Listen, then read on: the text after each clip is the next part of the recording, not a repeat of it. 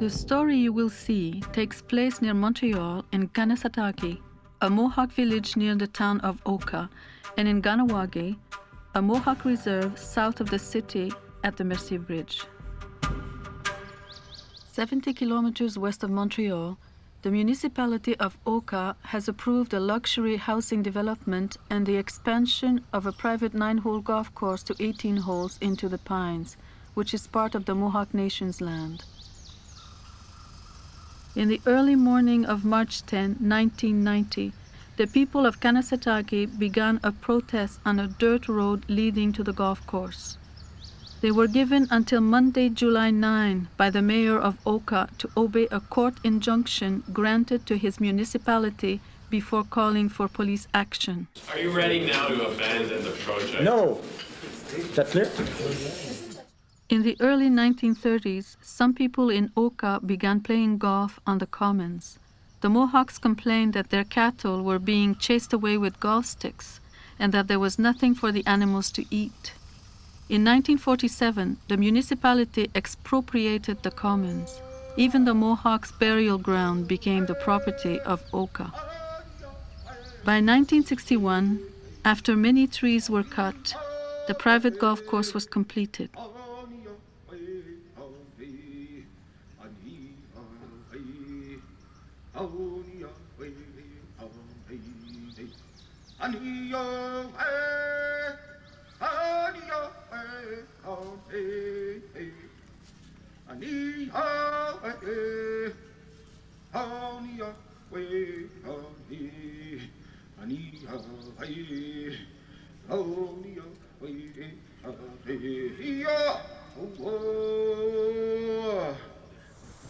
I came up here and I says, "So where's the roadblock?" They said, "It's right here." I said, "This is the road we're blocking? This is the road you've been blocking for 3 months? It's a dirt road." I thought it was maybe a highway, you know. Jeez. John Cree, our spiritual leader, had just started burning tobacco and he was giving thanks. And about 5:15, that's when the Tilden trucks rolled in and the SWAT team came out. And there was 3 of us that just looked at each other. And one of the women that said, "Holy shit, they're here." Our instincts kicked in and we said, the women have to go to the front because it's our obligation to do that, to protect the land, to protect our mother. And I can remember looking at the faces of the SWAT team, and they were all scared. They were like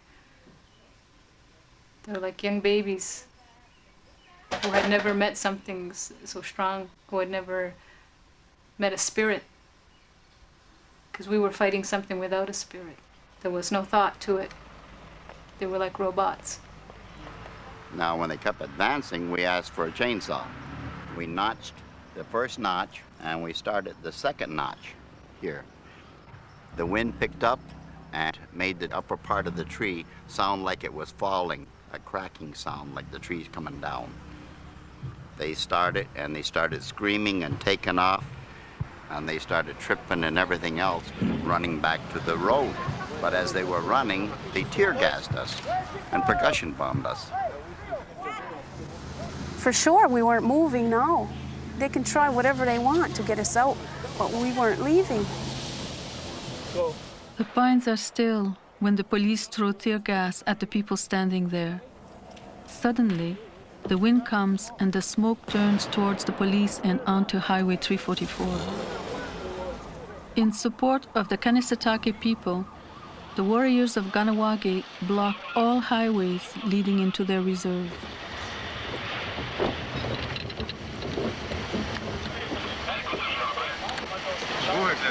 By 7 a.m., they close the Mercier Bridge, which handles over 65,000 vehicles a day. "Get down, everybody get down." So they start running. I says, "Hit the ground, you gotta lay down," because they're shots, huh? I didn't know where they were firing. But once that first shot, first bullets, then our men start shooting back. Coming in! Coming in!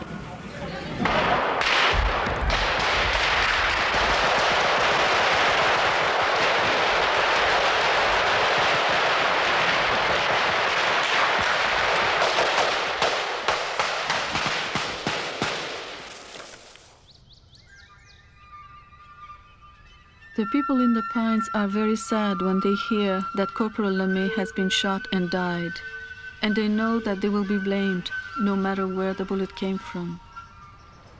After LeMay was hit, they come in with an ambulance, remove Corporal LeMay, and they all retreated immediately. I believe when the firing started was when they started jumping them shrubs.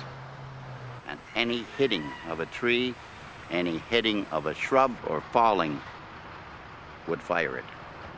It could have been by accident on their part. Whoever had the car keys must have took off. And he left the men, their own men. They couldn't run away. I mean, they couldn't drive away. They couldn't drive away because it was all locked. The warriors react immediately. They use a front-end loader abandoned by the Sûreté du Québec to make several barricades, this time on the main highway, the 344.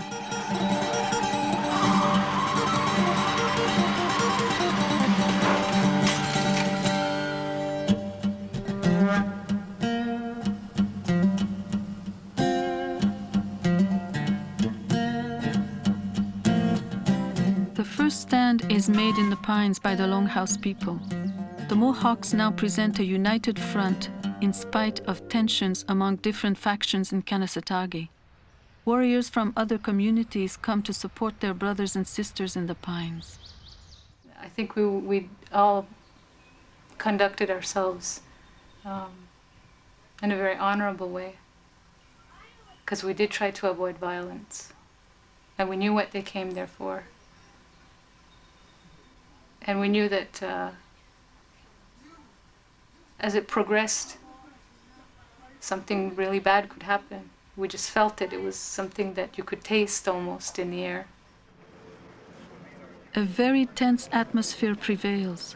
More than 1,000 police officers arrive in Oka, a village of 1,800 people.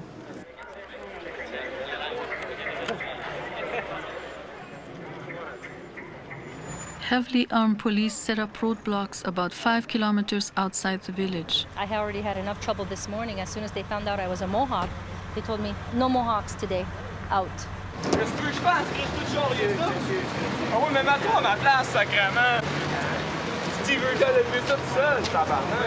All non-residents and all First Nation residents of Oka are turned back. The way they treat the media reminds me in some ways more of a police state than a democracy.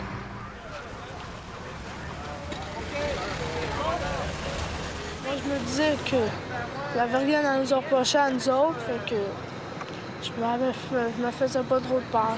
Ils peuvent être cachés dans la forêt, là. Ils peuvent être cachés n'importe où. Tu les vois même pas, toi.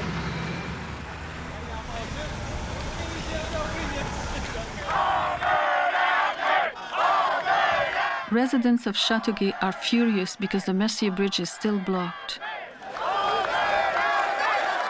The crowd vents its anger on the effigy of a Mohawk warrior, yelling, "Savages!"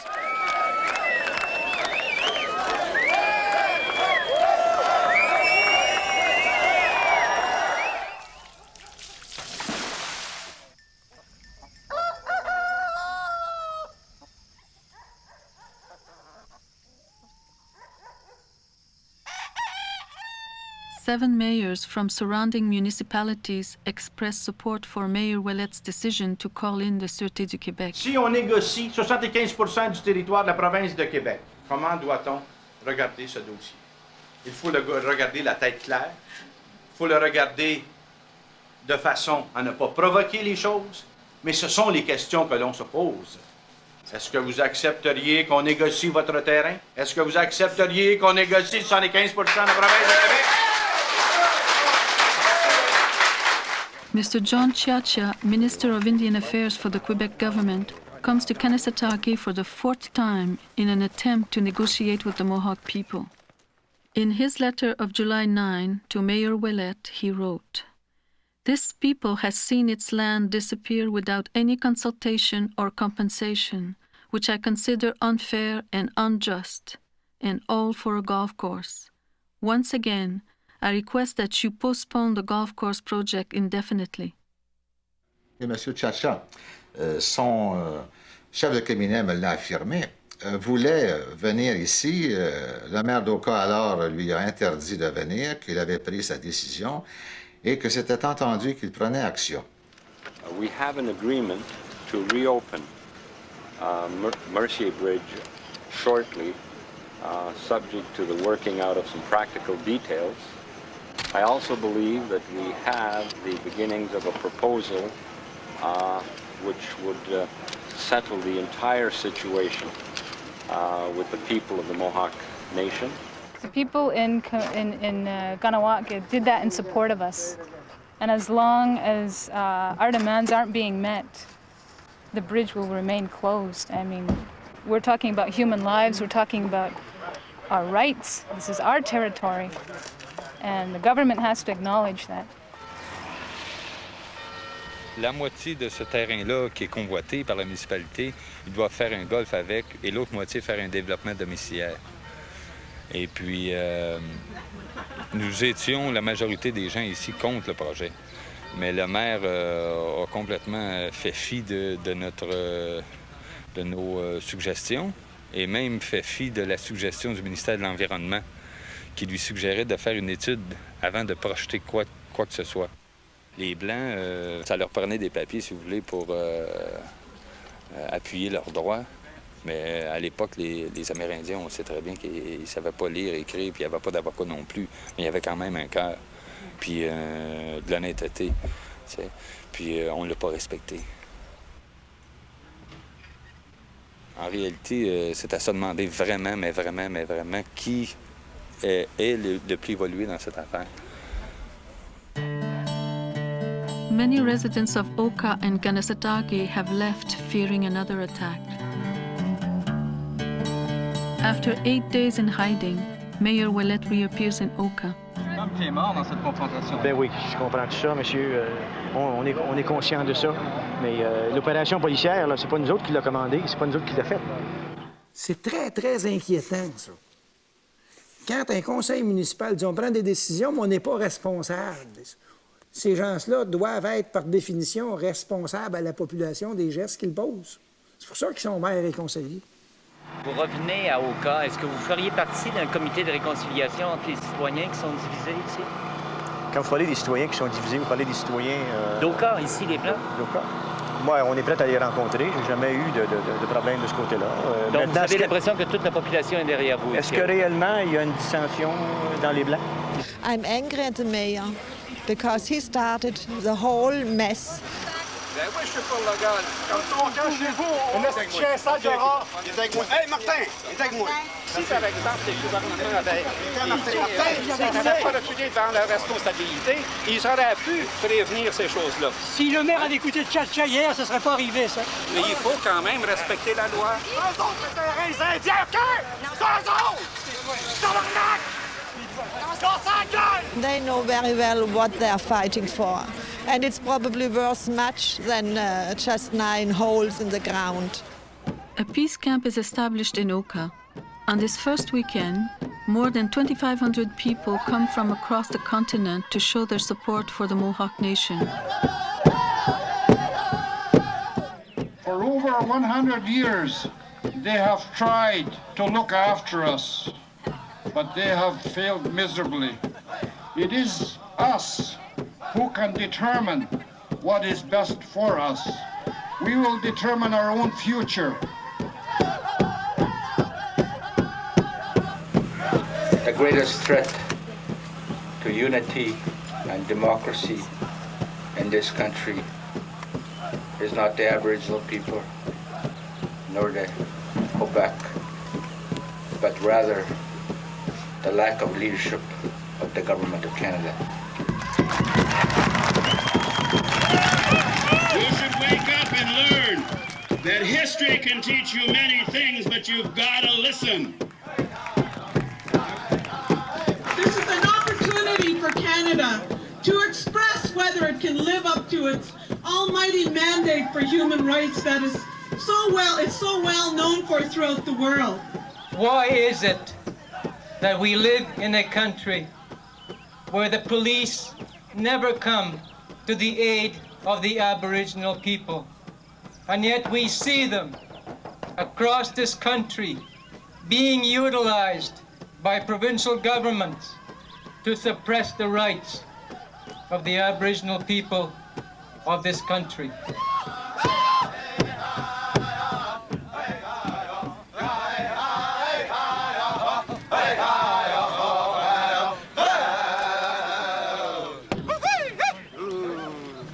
The purpose of today's statements by myself, in the presence of Father Sauvageau, in the presence of my colleague, Mr. Sam Elkis, and Claude Ryan, is to clarify once and for all, and I will repeat, there is free circulation of food on both sites. To bring food and medication into the community is a constant problem. Volunteers with donations from Montreal always had to argue their way past police roadblocks. People think the Red Cross is helping, and they're not helping.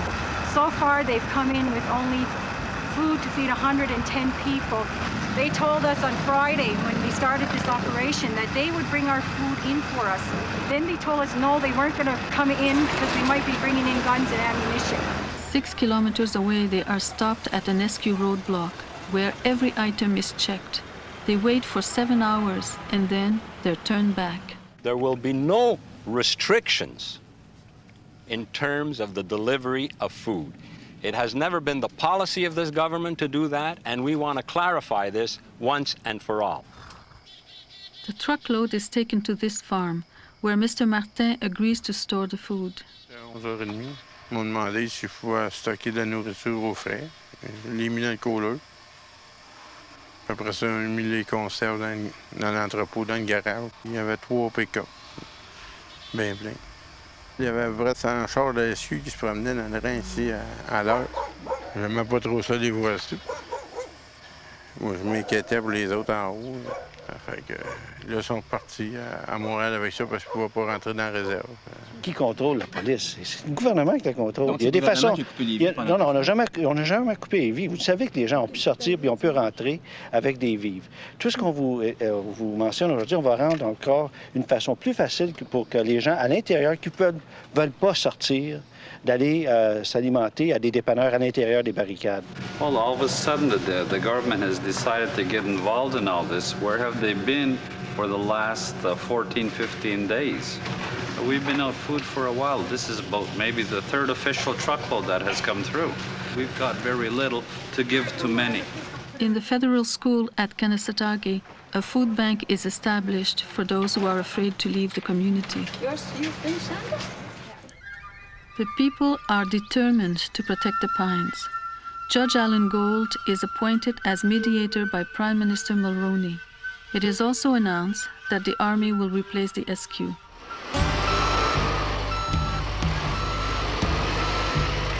The warriors reinforce their barricades.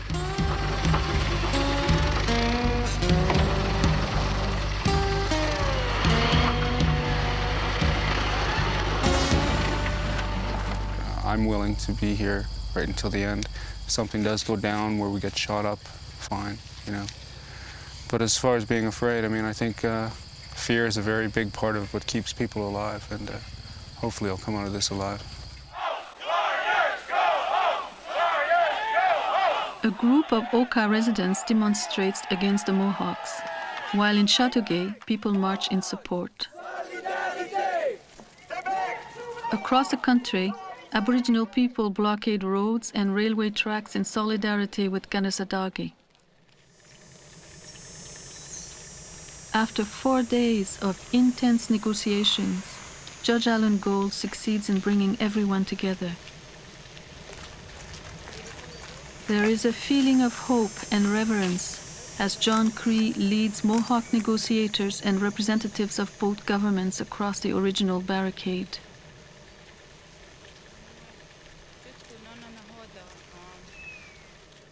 Wadari wate jadu. Jutku nena ohondo gari wade kone gari ho hetstu. Tahino werado ne seguayati zonzi nahoda gon rogeru. These barricades will come down upon mutual agreement of the terms of disengagement. These barricades are just a physical manifestation of the barricades that have existed between our nations since contact occurred in the Western Hemisphere almost 500 years ago. You got that one? Right here. The three preconditions to negotiations being signed are: 1. The International Federation of Human Rights will choose 24 representatives to observe the negotiations. 2. Spiritual leaders, clan mothers, advisors, and attorneys will be free to come and go. 3. Kanehsatake and Ganawage will have unimpeded access to the basic necessities of life.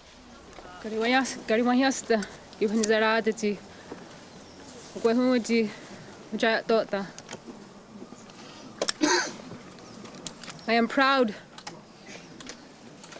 to say that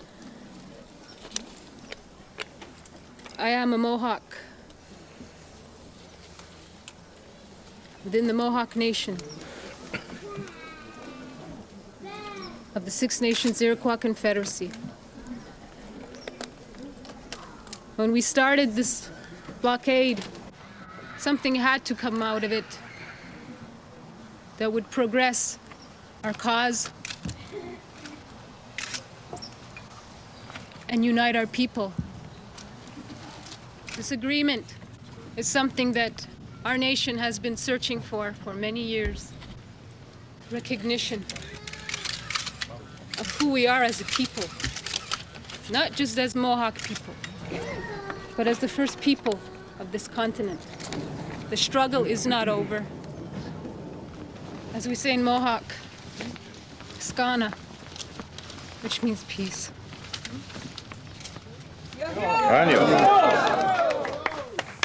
I think there's something especially significant in being here in this pine forest this afternoon to witness a step which we hope will ensure, as Ellen Gabriel put it, that there will never, ever again be another July 11th.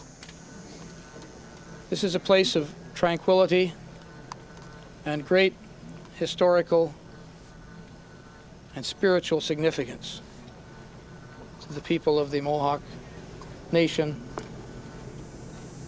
and we respect that. We must live side by side with the Native people, with the Mohawk Nation, and I'm very hopeful that we will be able to arrive at a peaceful, negotiated settlement in the mutual respect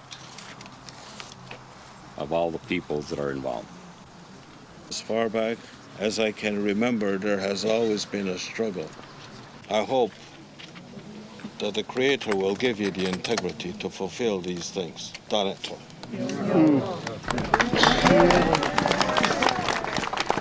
My great-grandfather, my grandfather, and my father have been fighting over this, and I never thought I'm going to see it myself to come up like this.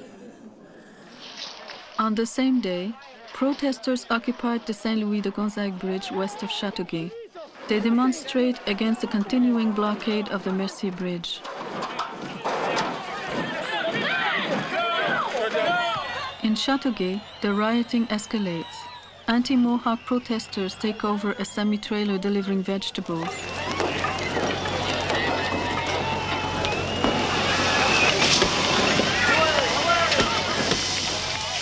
It is estimated that on one night, more than 7,000 people took part in the rioting.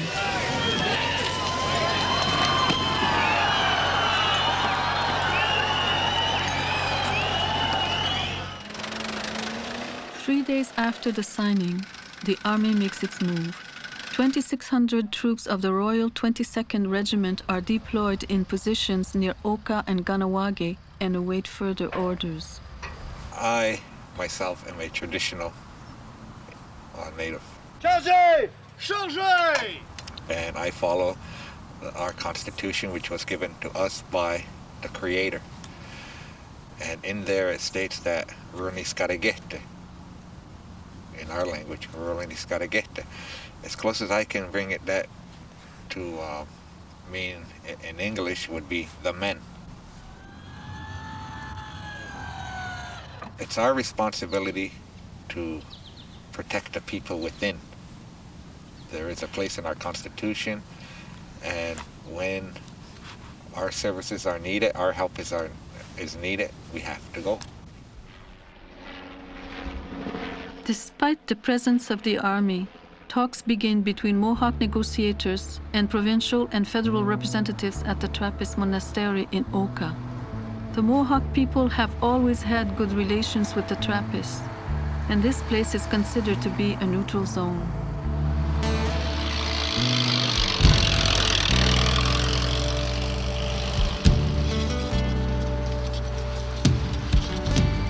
Back in Kanehsatake behind the barricades, the warriors get ready as the army takes over the town.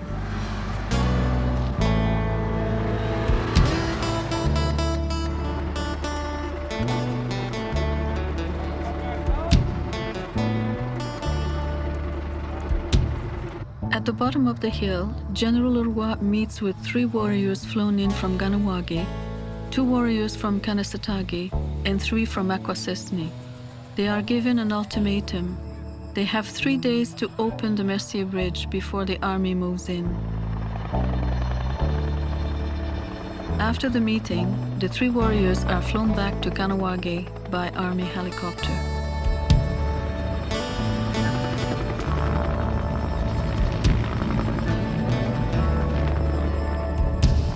Now they asked me to move out and go to a hotel somewhere, just in case if something happens. What's the use to run away? If God's willing to die here, I'll die here. The irony is that the army helicopters are landing behind the Sulpicians Church, where the trouble all began 270 years ago. For thousands of years, all this land was Aboriginal land. Long before the white man came, the Ganyangehaga, people of the Flint, known as Mohawks, had governed themselves within a confederacy of 5 nations they called Haudenosaunee. The Mohawks were the keepers of the eastern door of the 5 nations' territory. In 1535, on his second voyage to Canada, Cartier reached the main Iroquoian village, Hochelaga, now Montreal. At the foot of the mountain, he saw about 50 long houses in the middle of cornfields. In 1663, the gentlemen of the Seminary of Saint-Sulpice in Paris were named the seigneurs of the island of Montreal, and so began the dispossession of the Aboriginal people of this country. In 1676, one of their missionaries began visiting the Mohawk village located where downtown Montreal is today. The Mohawks were displaced from their homeland and moved several times by the Sulpicians. Finally, they were told to move to a settlement on their hunting grounds at the mouth of the Ottawa River or Lake of Two Mountains. The settlement was called Kanehsatake. In 1716, in the name of the King of France, Louis XV, who was then 6 years old, a written promise was made to the Mohawk nation of land 9 miles square on condition that should the Mohawks leave, this land would revert to the king. The king also accorded the Sulpicians 1.5 miles by 9 miles next to the Mohawks' land. But the Sulpicians were not happy with this decision. They wanted all the land because it was a well-established meeting place for trading. A year later, they succeeded, with the help of the governor of Montreal and the intendant, to have the entire tract of land granted to themselves. They did not inform the Mohawks of this action. The deed was sent to France for approval. It was pointed out that this move would help in the conversion of these savages, and that in time of war, they would offer protection against incursions by other Iroquois. And so, the Sulpicians became the seigneurs of Lake of Two Mountains, on land that had been the hunting grounds of the Mohawks from time immemorial. Not knowing of this treachery, the Mohawks remained faithful to the Catholic Church and the King of France, and fought on the side of the French against the English. By 1721, the last Mohawk families were persuaded to leave the island of Montreal and move to Kanehsatake. Understanding that they would not be asked to move or be molested again, they made a wampum belt as a record of their rights to the land. Just to the west, the Algonquins and the Nipissing people had hunting grounds on both banks of the Ottawa River, and they were also on Lake of Two Mountains. By 1760, the British had taken control of New France. A notice was sent to Kanehsatake that unless they pledged allegiance to the King of England, their village would be destroyed. The chiefs met in full council with Sir William Johnson. They were told that title to their lands and freedom of religion were guaranteed in the king's name. All those who did not wish to be subjects of the British Crown had 18 months to sell their land. The Sulpicians were in trouble. They couldn't sell the land because the Mohawks were still living there. So, 4 months before the deadline, the head of the seminary in Paris transferred title to the land to the seminary in Montreal. The superior of the order then swore allegiance to King George III. On February 8, 1787, after years of being told by the Sulpicians that they did not own any land, not even a shrub, the Mohawks used the wampum belt to convey concern to Superintendent General of Indian Affairs, Sir John Johnson. Said Chief Agnita, "You see this white line, which shows the length of our land? The figures holding hands who rejoin the cross represent the loyalty which we owe to the faith that we hold. The body represents the council fire of our village. The 2 dogs on the outside are supposed to guard the boundaries of our land, and if anyone attempted to interrupt our possession, it is their duty to warn us by barking." For the Iroquois, the wampum belt was a record of laws governing a 5-nation confederacy ruled by a council of 50 chiefs. This system of government would influence the future establishment of a democratic charter in North America. As the years went by, every chief took up the struggle to have their rights to the land recognized. Notable among these was Joseph Onasanganrat, a young Mohawk. The Sulpicians noticed in Joseph a man of more than ordinary intelligence and influence with his tribe. They immediately began to patronize him. They sent him to the Collège de Montréal in order to prepare him for the priesthood. In 1868, at the age of 23, Joseph was made head chief of Kanehsatake. There was a nobility in his character that scorned anything that was false. For the first time, the Mohawks had a chief who could read and write the white man's way. As secretary to the Sulpicians, he soon discovered the extent of their false dealings with his nation. Chief Joseph, accompanied by Algonquin and Nipissing chiefs and a group of his people, marched to the Sulpicians' house. He confronted the fathers. "We have come to inform you that you have not dealt justly with us, and that we want you to leave our land, as we do not want to be robbed of our heritage. This land was given to you in trust for the tribe to whom it belongs. And how have you betrayed that trust? By selling the timber and filling your treasury with the proceeds of stolen property. This land is ours as a heritage given to us as a sacred legacy. It is a place where our fathers lie beneath those trees. Our mothers sang our lullaby, and you would tear it from us and leave us wanderers at the mercy of fate." The brother of the Bishop of Montreal came to Oka and threatened the chiefs that he would shut them up in Kingston Penitentiary for life if they did not obey the priest. He also informed Chief Joseph that the government has bought land for them in Ontario. Chief Joseph replied, "We will never go there. We will die on the soil of our fathers, and our bleaching skeletons shall be a witness to nations yet unborn of Rome's injustice and greed.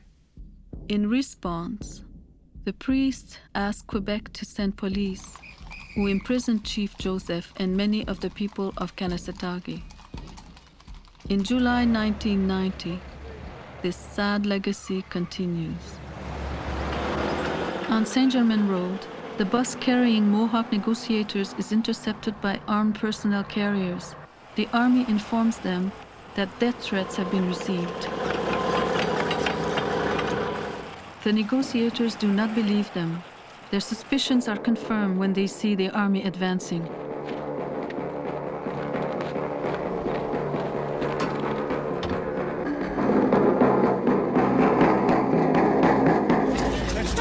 It's such a beautiful day, you know. You wonder where the honor has gone, huh? Does your Canadian politicians have any?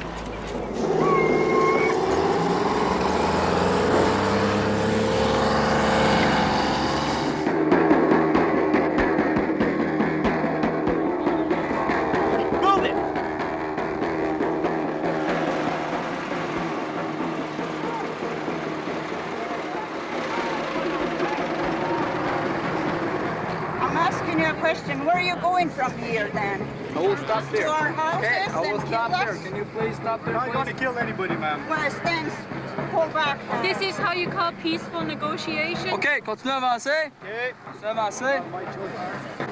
Nice, too gentle, okay? Yeah, nice, too gentle, too. Go on the other side.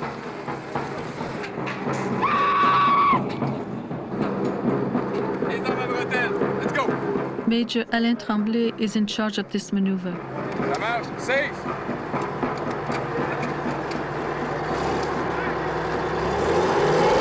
Why aren't our liaisons contacted about every move that's being made? Because that was one of the agreements. This is seen as an offensive action. There are tanks up there on those hills. That's our land that they're encroaching upon right now with their tanks. And we want them out of here. Wait. Something happens while we're out there. This is an intimidating factor.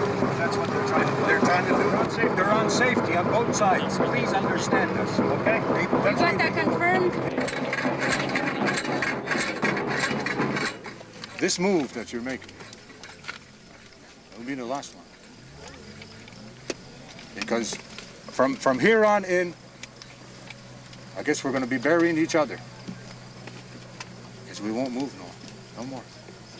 But my mandate, as a soldier, as a military people, called here by our government, is to make sure that we take a position on the ground so we can ensure the security and the safety of everybody around here. So we know we can do that safely without using a weapon. No Canadian military soldier will fire one shot. First. A group of spiritual leaders from Mexico have come to support the Mohawks.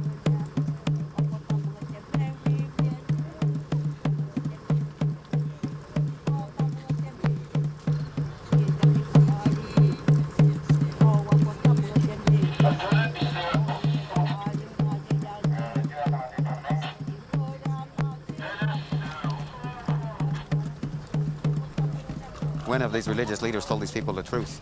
As they were stealing land, killing people, breaking agreements, their religious leaders with them every Sunday, baptizing them, communion, confirmation, all their sacraments.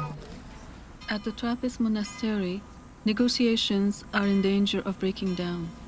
You're ready to go back to the table even if the army doesn't pull back from that checkpoint? We're going to go back to the table and we're going to do what we have to do to come to a peaceful resolve. We're not going to be the ones that's going to walk away from the table. We're not going to be the ones that's going to pull the trigger. It seems that the government wants these talks to fail so that they can have a legitimate excuse to put the army on the Indian people and kill us.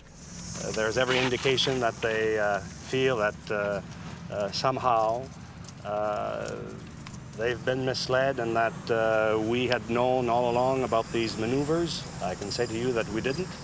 The negotiators representing the Canadian and Quebec government pleaded innocent. But then when questioned later, they said, well, we knew that something was going on, this morning, but we weren't too sure what. Somebody had asked me, how far are you willing to go? I said 6 feet under. And I think that's what's gonna happen. You're gonna see a death feast. You're not gonna see land claims. And they're proving it. But that's what they want, huh? Shut up keep the Indian nation down where they had them for so many years. If I go to jail, I'm gonna walk through those doors in honor. I'm not going in as a junkie. Nothing to be ashamed of. Yeah. And when I come out, I'll teach my children and my grandchildren to fight. No more compassion. I've had it. I was raised as a pacifist. I was raised that if you don't want to have prejudice on you, don't put it out. And we went through a lot, but this has changed me. I've never been violent. I've never thought to hit out, to strike out. But now don't look at me sideways, because I know I'll never bow down to them, because they just step on your hands. If this is civilized, I'd rather stay on this side of the barricade. Are you gonna let us look in the truck to see if there's food in there? Let them. No, I have to wait for my boss. Ça va, Mahawk? Let them transmit the food. 20 qu'à garder à l'intérieur, 5 de nourriture. Oui. Good, you can check. Cocktail, beds, and things like that. Can I get up there? Oh, yes.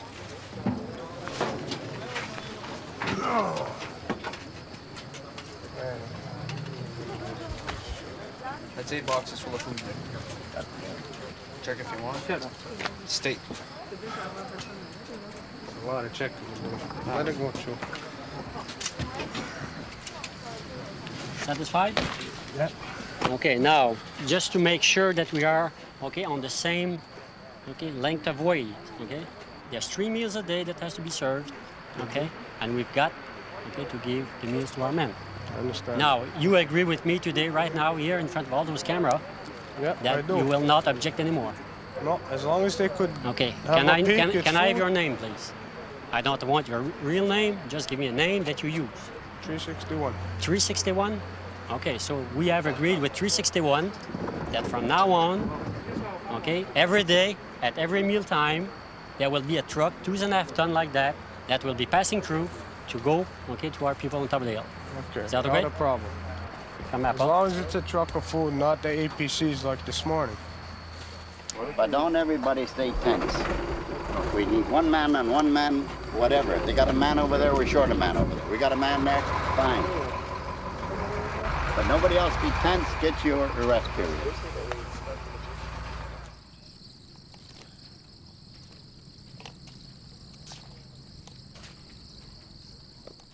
It's like an obstacle course that they've set up. It's harder to go through. Day before yesterday, it wasn't that bad with the army, but now it is. This is really bad. Mais j'ai l'impression c'est parce que c'est leur façon de nous faire pâtir. Ça me prend 1h30 pour aller au village. D'habitude, ça me prend 2 minutes.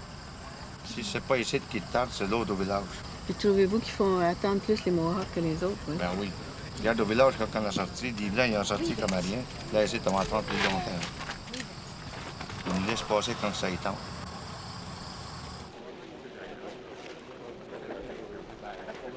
After 7 days of negotiations, the talks are broken off. The negotiators on the government's side have reached the limit of their mandates and are ill-equipped to carry on the discussions at this time. And we are equally at an impasse on the proposition made by the provincial government in relation to the depositing of arms, which they categorically do not wish to do, and they did not come back with a counter-proposal of how to deal with that issue. The Mohawks called their own press conference for 7 o'clock that evening behind the barricade. 13 out of 15 issues had been agreed upon. There remained the question of sovereignty and potential arrest for the warriors after a disengagement. a feeling of discouragement had to be overcome. Amnesty implies that we did something wrong and we are to be forgiven for it. Our position is that we were defending our nation and our land, and we are not to be blamed for that. We are native people to this land. We're not trying to take your land or anybody else's property. You ask if there's an imminent assault here? Yes, there is. Within a few hundred feet from here, you'll find the armed forces. Yes, they're ready for an assault. We were here to protect our burial grounds and the pines from a 9-hole golf course. You must keep that in mind. Have you forgotten?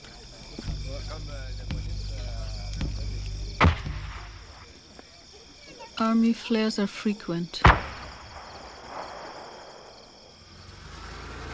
On Saint-Germain Road, the army sets up a checkpoint.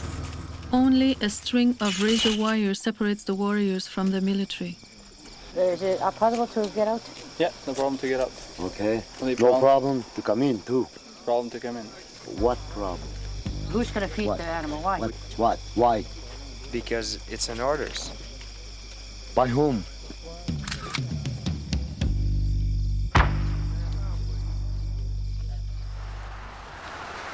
Mavis Etienne, a Mohawk negotiator, is arrested by the SQ and detained for 5 hours.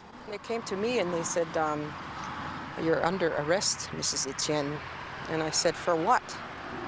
And they said, for being behind the barricades. And for intimidation and all kind of stuff like that, not obeying the injunction. They'd have to arrest SIDDON, and they'd have to arrest Judge Gold. They'd have to arrest Ciaccia, because they have all been on the other side of the barricade.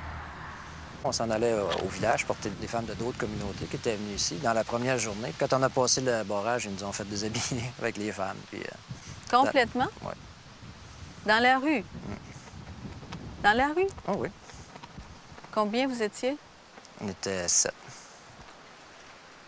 Mais ça devait être humiliant. C'était comme ça.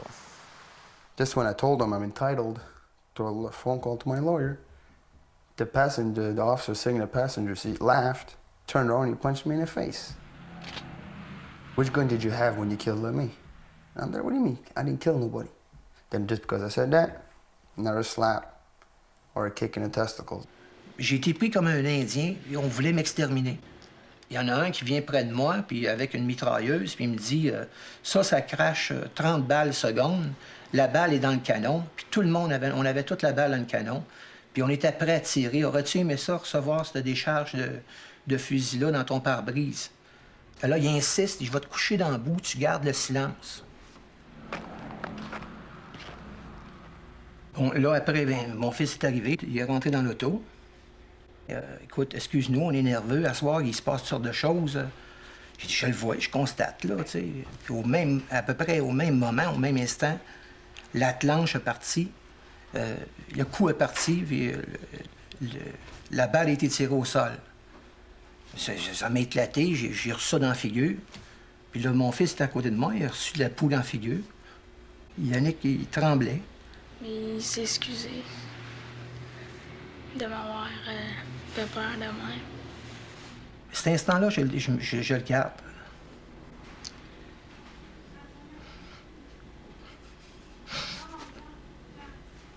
They put the cuffs on my back. They asked me to stand up. And one of the officers asked me if I smoked. I said, I was more than happy to have a cigarette. He lights himself a cigarette, blows his smoke in my face. Just when his cigarette just about out, about an inch long, he puts it out on my belly. He actually put his cigarette out on my stomach, and then he pulls on my pants and he puts it down my pants. And they call us savages, I mean. And finally, I had enough. 2 or 3 hours of getting beaten on. I signed it. Un empty sheet. Yeah. Toughest challenge for any government in the Western world and our world is to defend democracy against people who do not believe in democracy. Mulroney praised Bourassa's government for the way it's been handling the situation in Oka. We are not going to accede to requests from a group of warriors, some of whom are not even Canadian citizens, and whose actions have been, to understate the case, illegal for some considerable period of time. Our troops will confront warriors that have a sizable and effective arsenal. Media coverage of the warriors has shown that they have a large number of modern weapons. Now, Tony Ross, in Kanehsatake, there was some question about what kind of armaments the warriors had in there. The Army suggested maybe a mortar, maybe some really tough machine guns. What have the Mohawks said about that? The Mohawks won't confirm or deny what they have. I mean, I can tell you the people standing around me here, I guess I can see some kind of rifles. I've seen something that looks like semi-automatic weapons. I'm not a weapons expert, but mostly rifles and shotguns around here now. But nobody will confirm or deny some of the heavy armaments that the Army's talking about. The Mohawks here are saying maybe the Army's saying they've got all this equipment to justify some sort of show of greater force. Maybe this is the decade that roadblocks are going to be throughout Canada because people are fed up, and the only thing that the governments understand is right here. Fish is dying, the air is dying, the plants are dying, the animals are dying. We're not too far behind them as the Mohawk Nation. A mob attacks a convoy of 75 cars with old people, children, and women from Kahnawake as they leave the reserve fearing an army assault.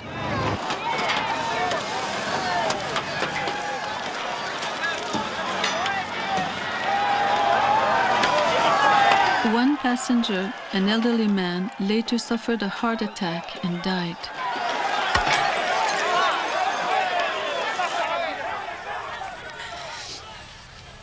This is what they threw at my father.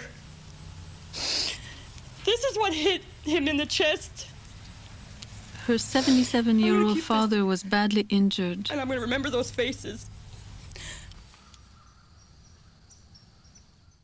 A number of houses in the area are vandalized by various people. In one case, 2 warriors are suspected. Needless to say, the community feels this is very bad. An agreement to open the Mercier Bridge is reached between the army and the warriors of Kahnawake. The barricades are dismantled. The people of Kanehsatake are shocked when they hear the news. They feel abandoned. We have tanks now at our heads. Army helicopters going by have machine guns. We have 1,000 SQ officers waiting to come in. But we will not surrender. We've done nothing wrong. We're not criminals.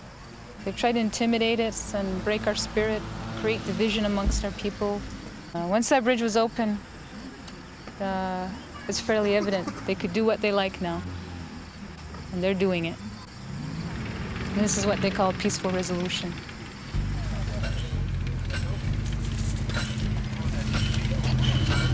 You want me to help you? Oh, I can't. I gotta go.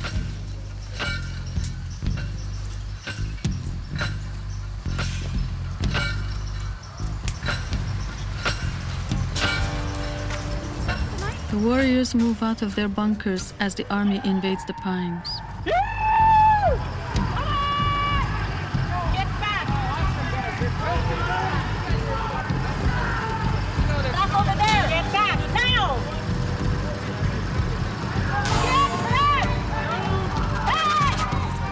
Meanwhile, on the 344, Boltpin, an unarmed warrior in a golf cart, defies the army, while Mad Jap hears from Sector 5.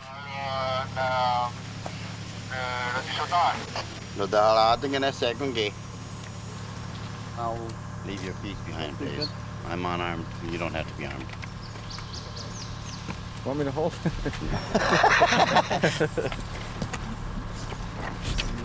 get your fucking gun down! Come on, you guys! Kick your ass. Come on! Come on! Come on! Come on! Like I told you, my mission is to open the road, so everything was blocking the road here. I've ordered to push it with the dozer you saw behind me. I see. So that's basically the sand pile you have over here and the 3 police car. former police car, should say. Come on! Shoot! Shoot, you fucker! Get back! Come on! Get back down! You see, we have complications in the far sector off of the golf course right now. Your troops are advancing very heavily over there right now and advancing on them, and they don't want to delay a bit. And as we mentioned, that we are waiting for a call, and them troops are still advancing. Could you hold them troops and stop them? I'll check that with my boss. Let's go! Come on! Come on! Come on! I will go over there and talk to that company commander. Evidently, you have a field phone to contact him, and I will go over there personally.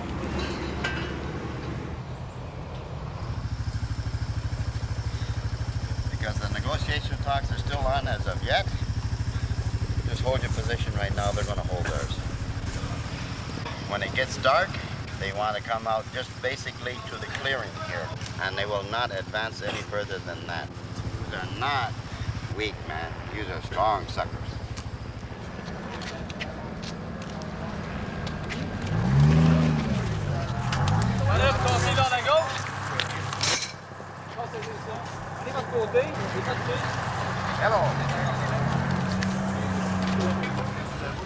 The warriors withdraw to the treatment center to make their last stand.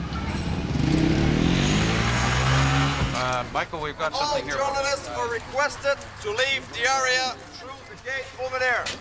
Please move now. The Army has the media separated. Some of us are on one side of their newest barricade, and 50 feet away I see my fellow reporter Tony Ross on his side of the barricade. And what I think they're doing, and I'm only guessing at this point, there's just a helicopter. What remains is what they are going to do with the warriors who are in the treatment center. Why don't we just do it direct? I mean, is this a rehearsal?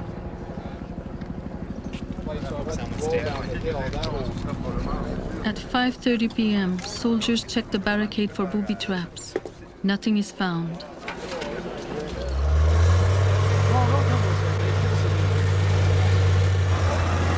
As the barricades come down, orders are given to watch out for runaway warriors.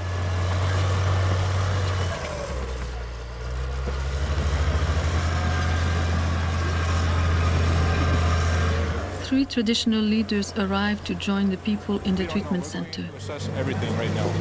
Is there any way for a negotiated settlement now, or? I believe there is. There always has been.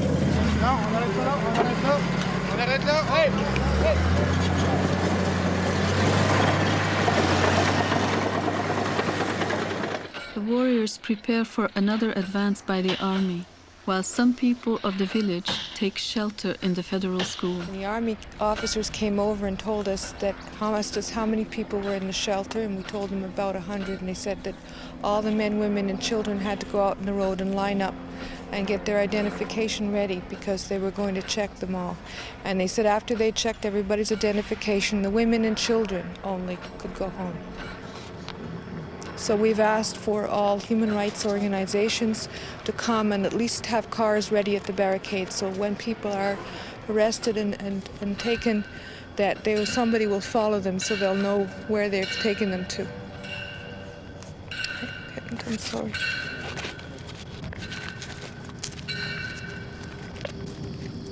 Linda.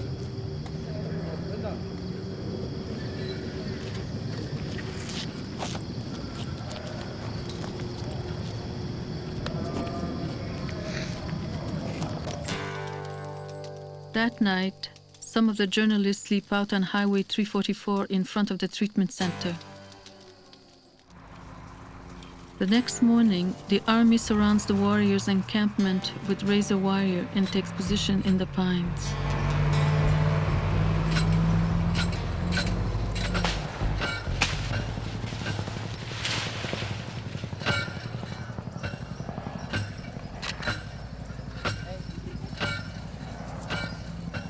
The warriors put up a large curtain to block the view of the soldiers. This maneuver proved to be very annoying to the army.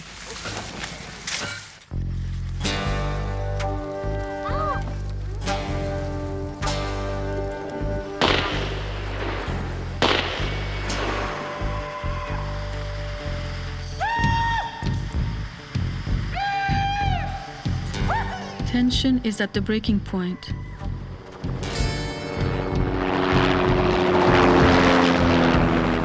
By nightfall, the army harasses the warriors with searchlights. Shadows on the wall.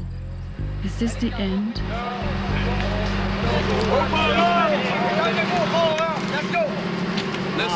Listen, I'm talking now.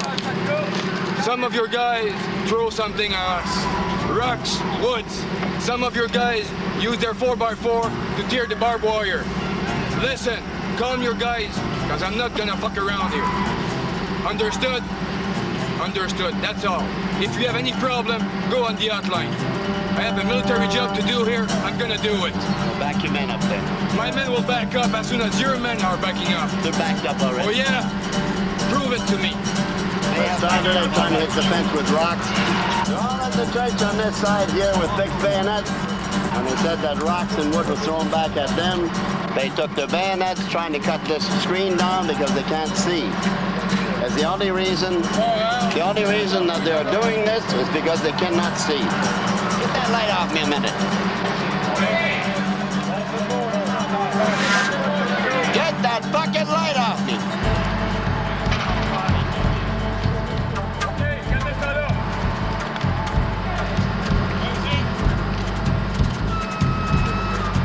The men are backing up. Our men are backing up? They're backing up, yes, right now. You cannot see it. Well, that's the thing. We cannot see you either. And you come forward right here, and you'll see. Oh yeah, I'm not gonna go on your side. No, it's not. Nobody's gonna do you no harm. I go over there. I'm not scared. You don't have a cause. You should be real proud. They're gonna have your pictures on the papers as cowards. When you write home to mommy, you better tell them you're in Germany. You don't want to tell them here. She'll have to kick your ass when you get home. The army uses a crane to see over the curtain. Tout ce qu'on fait, nous, c'est qu'on veut surveiller. On prend les meilleurs moyens pour surveiller la nuit comme le jour. Vous nous rappelez votre nom, s'il vous plaît? Major Marquis Heinz. M-A-R-Q-U-E-S, Heinz. H-A-I-N-S-E. Merci. A-I-N-S-E. Oui, oui. Heinz. Heinz. H-A-I-N-S-E. H-A-I-N-S-E. Haynes. Yes, yeah. Okay. Maybe I No, can... S-E. S-E, that's right. Not E-S. Okay, hold on. S-E. A-I-N-S-E. Exactly. Okay. Whenever a flare would go off, it was, at first, everybody would kind of run to that area and see. And when that would happen, it would leave other areas unguarded. You did not talk to me. You didn't talk to anybody. I was putting it out, ordered it, until they come, the cameraman down, then you moved. There was always that kind of thought at the back of your head, well, what, maybe it's a diversionary tactic or something. Hey. That's all right. You have to go and investigate, make sure it didn't burn the pines. Come on, let's go. Get out of here. Hey, come on. We lodged a few complaints that these flares are only heightening the chances of people shooting because it would produce a lot of fear, a lot of agitation. Mom, what's that thing? Nada. I know it's a bomb, Mom. Yeah, it's some kind of bomb. What happens if you touch it? Doga. It's poison, I guess. What's poison? Makes us sick. We don't know what it is, first of all. The flare went up and this thing landed next to me. We're sitting here. Look, Bruce is laying there relaxing. And here, and this thing made a big noise in the ground like a big thump. And if it had killed either one of us, I mean, I know everybody in there would be dead.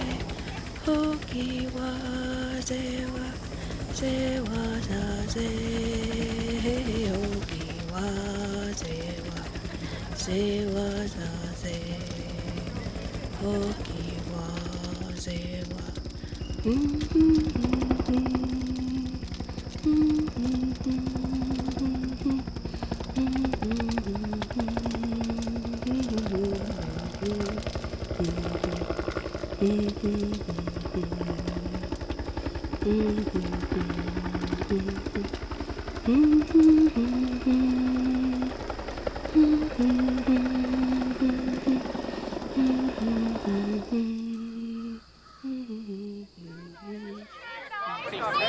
this is free country, buddy. You have your orders and our constitutional right. You keep your hands away from the camera. We're going to talk what's happening in our Now, these, you just said, they're allowed in there because it's nothing. In Ganawage, the army raids the Longhouse, even though it had promised to stay out of the reserve once the Mercier Bridge was opened. Why not? It's their house. Sir, it's from order from higher. He's welcome. They're welcome in. Sir, it's from order from higher. No reporters, no television crews. Pass the court. They all beat us. We were laying in ditches out there. We were fighting them. They were punching, believe me. They pulled my daughter's shirt right off. He says we're welcome. No, sir. The court has been established, sir. No photography crews, no media crews. Pass the court. Guys, sir, I don't ask questions. I just take orders, sir. The 6 guys jumped me when I tried to stop them from going in the Longhouse. They smashed my face with a butt in the back of the head, on my eye, back of my neck, my hand. It's all cut up.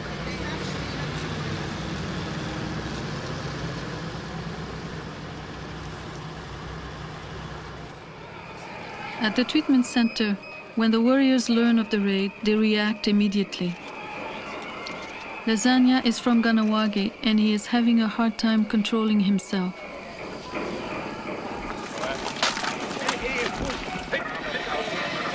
Lorraine Montour, who was almost hit by a falling flare the night before, is enraged. À l'épaule, là! Mettez-vous sur le barbelé, ne bougez pas.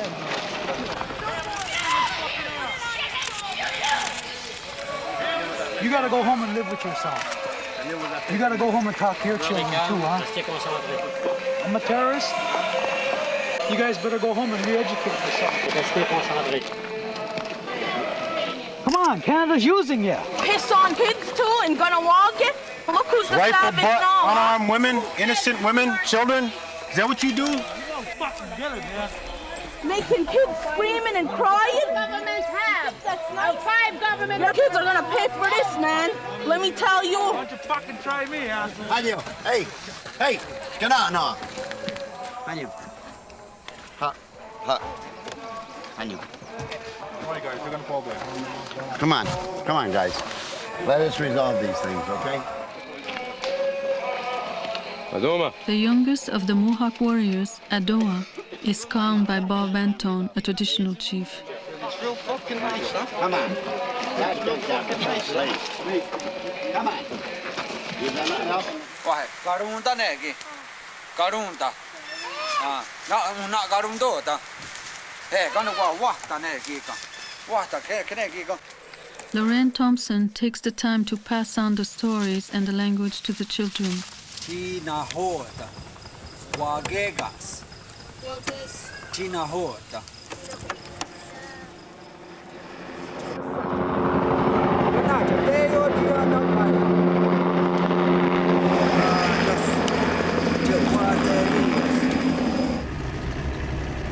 Now that SQ boats are patrolling, the chance of bringing food across the lake is much reduced.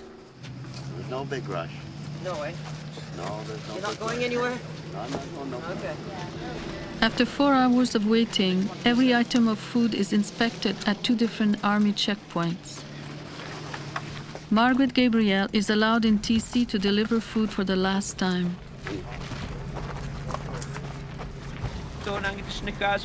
Jesus Christ. Amen. Let's walk in, Greg. Go ahead. Let's walk in.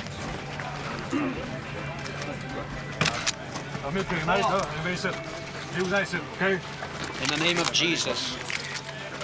In the name of Jesus. I don't believe this. I absolutely. So we're ministers of the gospel. We're concerned about people. Please. There's nothing to gain, and those soldiers will not There's allow something you to gain. There's in. souls to be gained. There's people to be gained. The sun is going down. The warriors' silence speaks of death. Some of them have made their wills. Another night in TC. It is 4 a.m. Alone in his bunker, after days of guard duty and no sleep, Spudrange dozes off.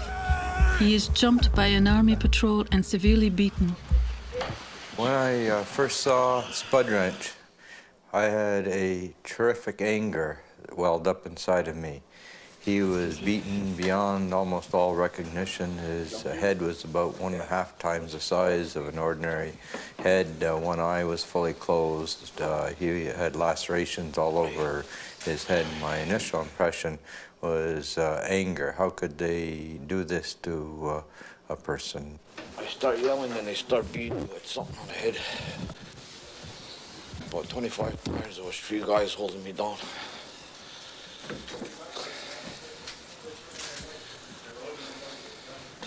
The warrior's condition is reported to Major Tremblay by a military paramedic. Your guys need to be sent to a trauma center. I'm going to promise you that he's going to be brought back as soon as he's okay. Okay, he is not to be interrogated by no one or anything? No, not at all. Can I have that right, please? In writing, I cannot do that, and you know that. You're going to have to take my word. His life is more important thing to me. That's right.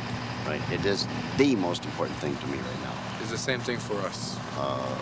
Evidently not. But that's neither here nor there on that right now.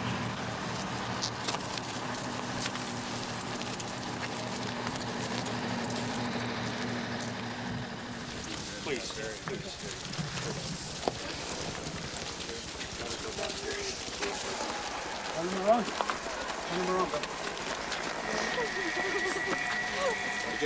It takes several hours of negotiations before the army allows Dr. Gorman inside TC to treat Spudrange and a civilian ambulance to take him to a hospital.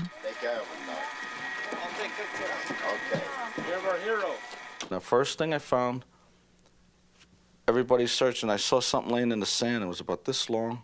It was wrapped in leather. It was a blackjack. That was the thing that they used on him. And I held it by my fingers, and somebody says, let me see. I said, don't even touch it. And he told us, he says, they're not fooling. He says, be careful. Finally, the army, who didn't want him to fall in the hands of the SQ, and they knew if he died in a jail, that ultimately they'd be responsible for murder. They had a big verbal fight with the ambulance driver. The army MPs, and their hands were on their pistols, and they were trying to see that we got safe passage to the hospital. Though I had seen him and I had treated him, and I'd sewn up all his wounds, when I saw his picture on the front page of the Montreal newspaper, I wept when I saw it a few days later. Yes, I gave him my word that if, due to the seriousness of the injuries that was assessed at that time, that the option of coming back could be considered. Major Tremblay said yesterday before our cameras, quote, I'm going to promise you that he's going to be brought back here as soon as he's okay. Did the Army break that promise or not? No. Major Tremblay's company, Company C, has changed places with Company A.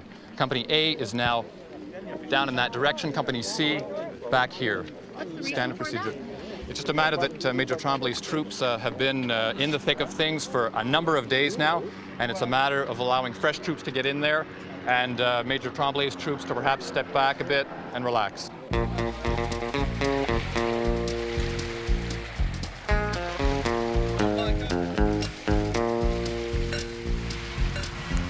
But just the idea of putting razor wire in the water, come on guys, get real. I don't think they've really clued into the idea that we're not going anywhere. It's probably a concept that they just can't understand.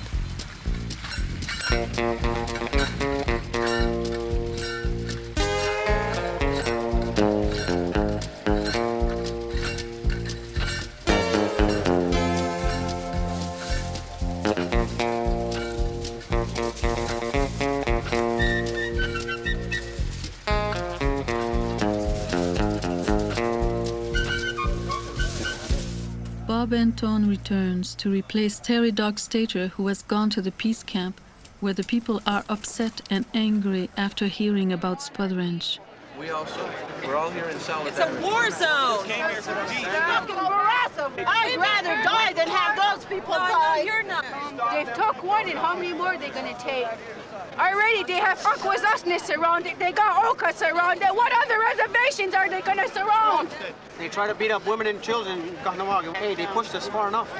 All I'm asking is don't let your anger guide you. That's what those men have been fighting for days. If they could talk to you, they'd tell you to wait and plan this out properly.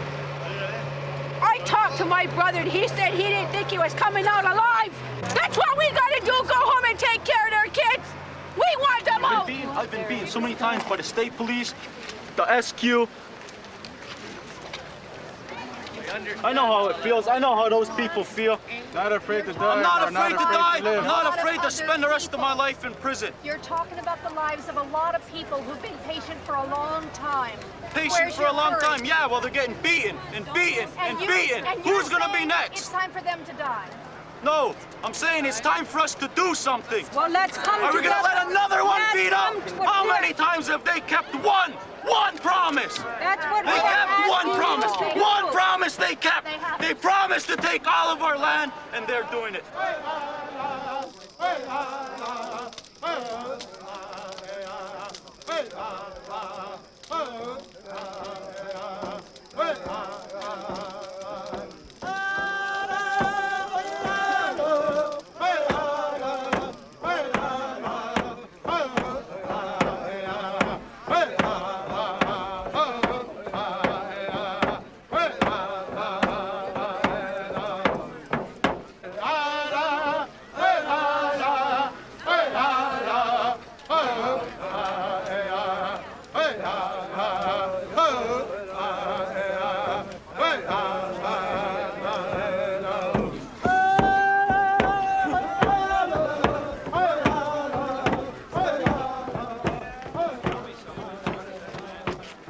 Myself and Robert Galbraith, when we heard there was no TV cameras here and that people were concerned that a massacre might happen because it wouldn't be televised, we took a small video camera, this one, and we put it in a box and we crawled through the forest, mostly on our bellies, got covered with insects, and we went past the army in broad daylight.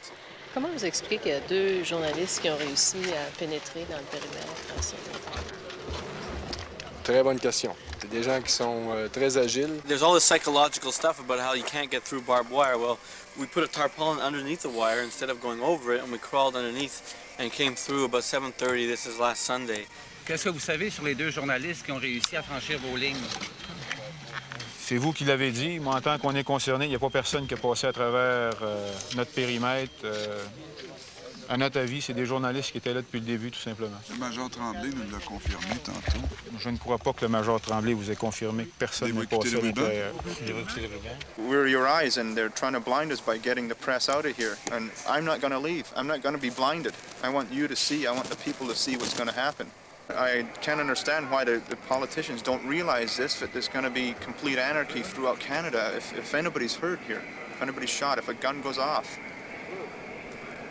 That's going to break up the country. That's what it's going to do. It's going to break our country up. And I love Canada. And I love Canadians. It's beautiful up here. It's really nice. Okay, let me. And, the people are really great. And I recommend it to anyone.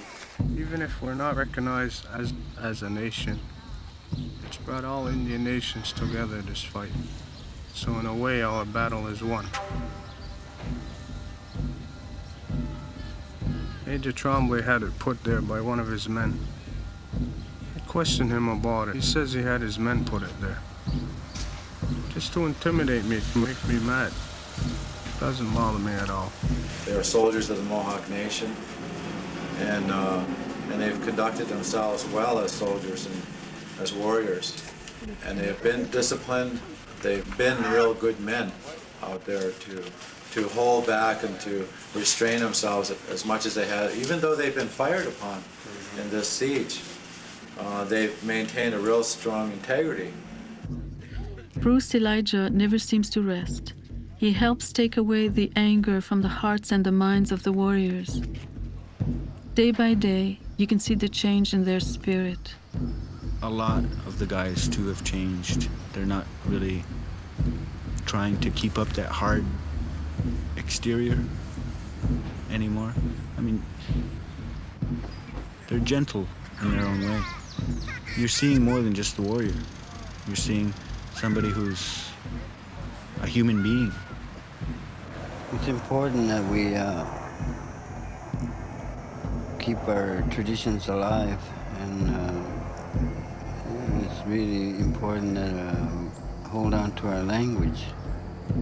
This is what makes us strong, our beliefs, our customs and our prayers and songs and the drum. This is what keeps us going. Aujourd'hui, on m'a appris qu'il y avait possiblement 2 personnes des médias qui ont été interceptées par la Sûreté du Québec. Ces mouvements-là qui se produisent depuis quelque temps sont, à mon avis, tout de même une cause d'un potentiel d'escalade et de confrontation. Donc, les échanges de fournitures à l'intérieur du périmètre devront être discontinués.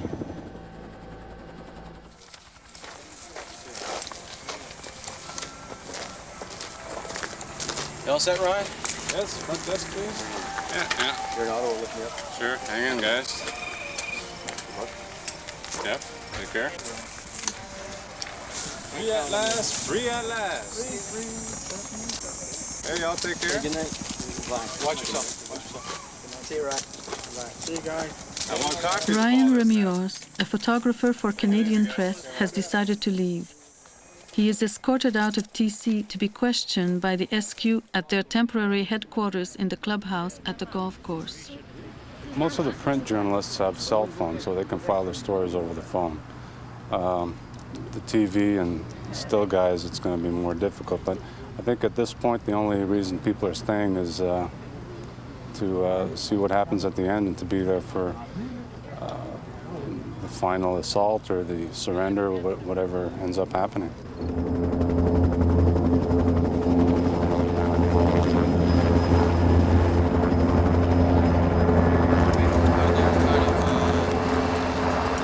Hello, Phil.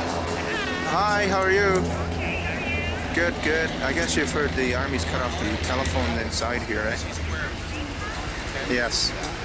So who knows what's going to happen next, so hopefully it's not our last call for a while. How's the kids?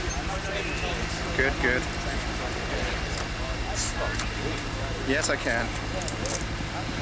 Hi, honey, how are you? Did you have a fun day at your school? Really? I got your paintings and the big smiley face, the happy face, and it was beautiful. And I got it hanging up at my work right now. Ah, yes, I showed all my friends at work, and they thought it was very beautiful.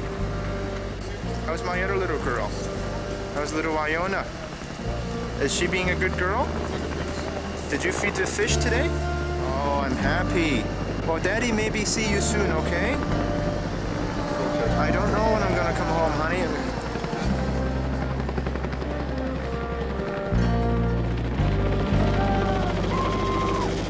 On n'a jamais arrêté l'acheminement de nourriture ou de fourniture médicale depuis le début. Vous avez été témoin, il y a des camions qui sont venus porter la nourriture.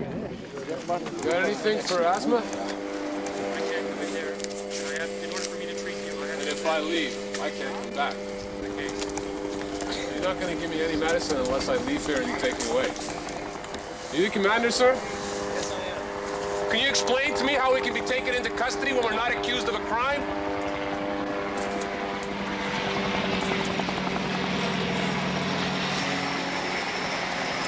Can you explain it?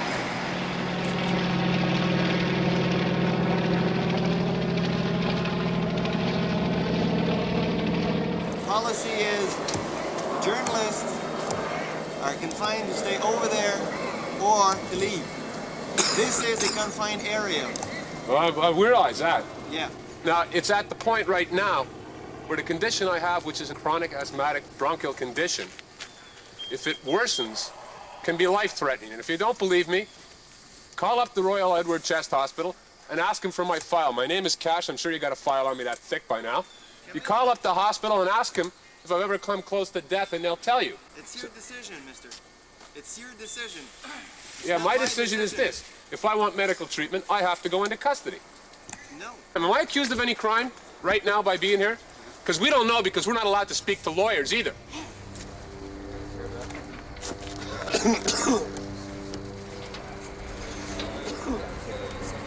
Excuse me. Do we have the doctor's name? Excuse me, sir. Is it possible to have the name of the doctor I was speaking with? No. I mean, is there any law in operation here? I haven't seen it. The hotline says they're not authorized to deal with journalists. I'm not either. What the fuck is going on? So we don't fucking exist? 24 hours later, Ted Cash finally receives his medication. A group of Oka residents protest against the peace camp. We come a long ways, clear across from Vancouver. Before that, from South Dakota to here. So we feel that we have a right to go there and pray with our brothers and our sisters. We come very much at peace, and we have a pipe with us. And this pipe was a negotiation, a wounded knee. We are the ones that are blended with this earth. Cops just came here a few minutes ago and warned us if we're smuggling in people, they're gonna come and gonna hassle the people at the camp and people who tries to get in. That's not right. They treat us like we're garbage. More and more people are coming to the peace camp, but the SQ turns them back.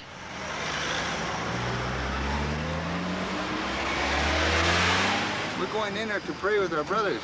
I know, I understand you, but the order from now, because it's an emergency zone, so you're not allowed to go in. Control access. You must control everything that's going in. So you need an address inside. There's thousands of people coming. What are you going to do with everybody? We're all We're gonna coming turn to them show back. support. Like tomorrow we're supposed to have an area especially for you people. Well, a place for a camp and... You mean to detain us? No. No. Detention camp. Not a detention camp. It's area especially for you to put your tent there. No. This is my country. Don't make that mistake. You know, you cannot be treating us this way. We don't treat you. I mean, I'm talking to people who come from out of the country here. They don't have a place You're to from stay. out of the country. If anybody's out of the country. But this is our country. Our home and native land, it says. But now they're putting up barriers for my people. We can't do as we like. We got to be careful how we talk or who we talk to in this country. Even in regards to our spirituality. I'm guaranteed freedom of movement anywhere within Canada. And they say I can't go in there, be with my people.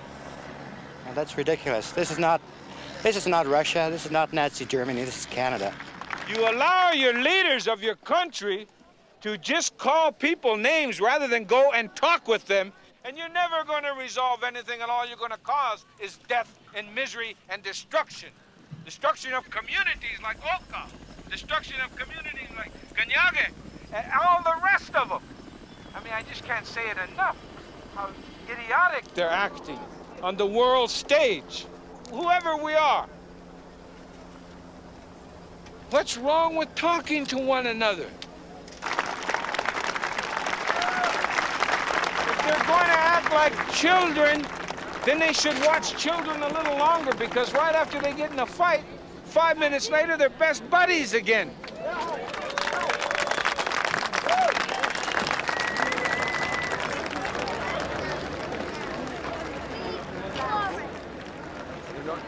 They all got bulletproof vests. The army finally allows journalists to approach the front of the treatment center. There are 12 live journalists here. They got the 50 fucking caliber pointed at their heads. Welcome to South America. Help us, help us. It's getting difficult to do our jobs. It's unacceptable. We'll ask you right now, please, to come back over there. There are a dozen people in there who are working hard, trying to tell the story to the whole world of what's going on from that side, okay? The journalists trying to throw their film across the barbed wire to other journalists outside, and the armed forces interfering with that. Those films are now in the hands of the police. Well, that's a pretty horrible thing. They're not allowed to interfere in the human rights here, but they're doing it anyway. How many eggs did they throw at you? Let's say that they did throw more than one egg at us. A dozen, 2 dozen, 6? I don't really know. But you know they threw eggs at you? They threw eggs at us. Your people are throwing eggs at us, so apparently you have too much food. No, that's I don't not understand true. that. That's not true. It is true.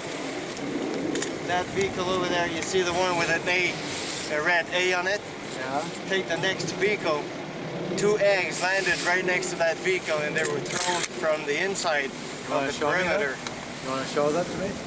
You won't be able to see it because that's on the other side. Shells of the eggs. You want to take me over there? I can bring you the shells of the eggs. That you got for breakfast. Well, anyway. You won't be able to use the shells because I don't think you eat. We'll take the camera crew over there. Are you here to pick this up? Because we don't waste no food. Are you here to they pick this did. up? I'm sorry, but they did. Oh, you're here to pick this up? You'll dream up penny. Yes, I'm here to pick This is our food list. penny. The food list to me? Yeah. No, I won't send any food list. Why not? Because I'm not sending food list. I'm paying this. I'll bring you the shell. No, we're going to take them over. They want you show us where they hit. We'll take the camera crew so they can see where they hit. No, you can't see it because that's on the other side of the road. Give me the camera, I'll tape it for you. No food left here, unless it's your own men. Unless it's your own men trying to pull some shit. We got a new Colonel Klink. Corporal Klink. Major Klink. Colonel Klink.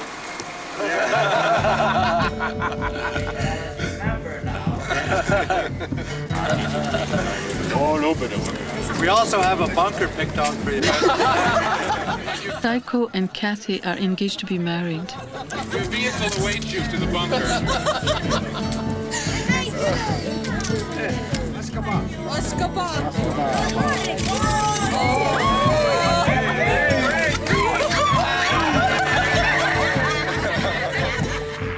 In the journalist's bunker in Oka, they watch as the SQ protected by the army raids Tekakwitha Island in Ganawagi.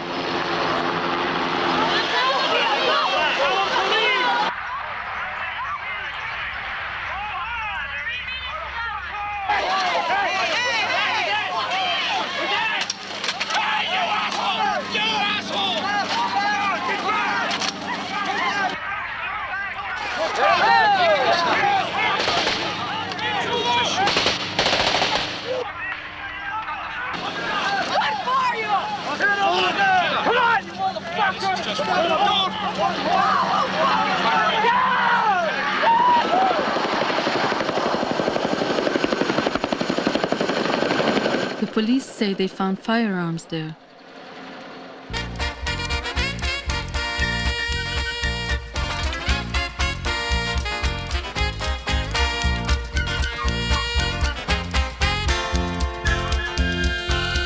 Tell me why you need guys in riot gear and Chinook helicopters to cart away dozens of cases of beer? No. Wait, are you confused and perplexed by it? No. Why are they doing it? The Chinooks and the helicopters were not here for the beer. I'm sure you know that. Thank you. People are leaving the peace camp under pressure from the SQ.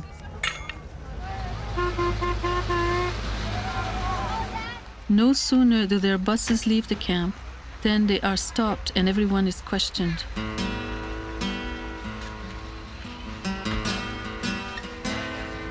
Okay, what's your name? Mabel Maddox Data. What is your date of birth, please? 58?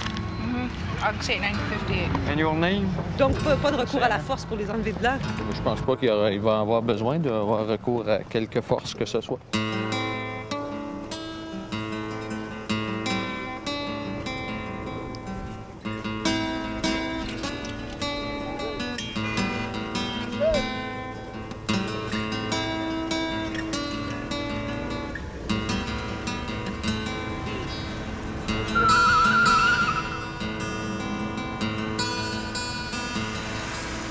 I live live here. You block the traffic.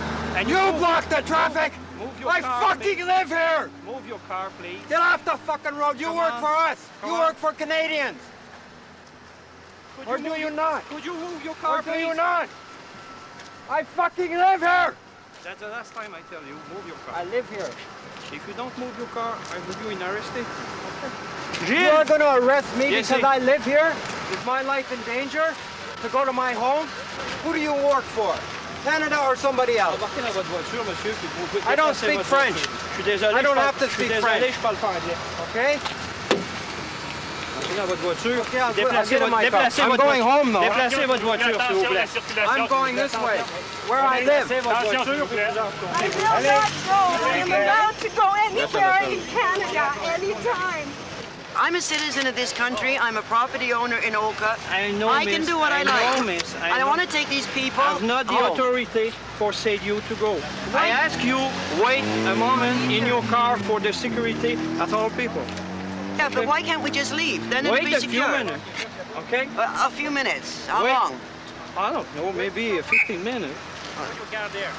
I just said a little while ago that as soon as she got down here to say that she was taking her to Oh, you her speak too place, fast for me, I'm sorry. we could go. Could you speak slowly? No. I don't speak English very well. said- If you don't speak too fast, if you speak too fast, I don't understand. I'm sorry. I have leased my property to these people. We check that, madam, if you lose your property, is not, we don't appliquer. They are Apply that we refuse because we respect for security for Oka. Allez en ville, ce moment-là, montez à Kanehsatake et si vous voulez aller là-bas, aller à Ottawa, aller à n'importe quel endroit, c'est à vous. Et ici, c'est une zone contrôlée et ça ne passe pas.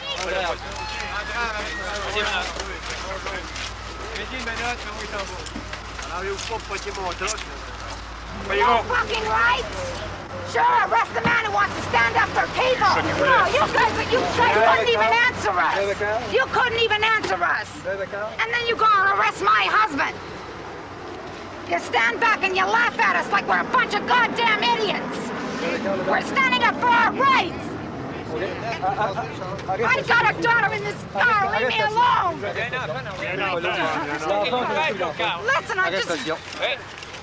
My daughter's in the car, please leave me alone! Madame, okay, madame. That's not right! If you don't, okay, madame. Okay, madame. I'm not that strong, you don't have to twist my arm! Okay, arrest you, okay?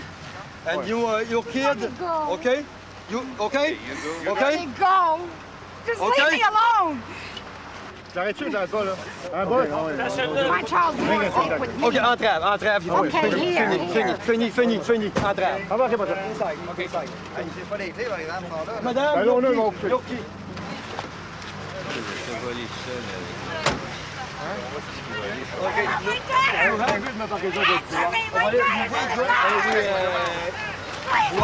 Your friend. He come for you. No, I'm not going to be quiet. We have to go there. You lied to us. We couldn't go there. Now we can't stay here. Now we can't go there. Where can we go? This is Canada! Canada, a free country for everyone!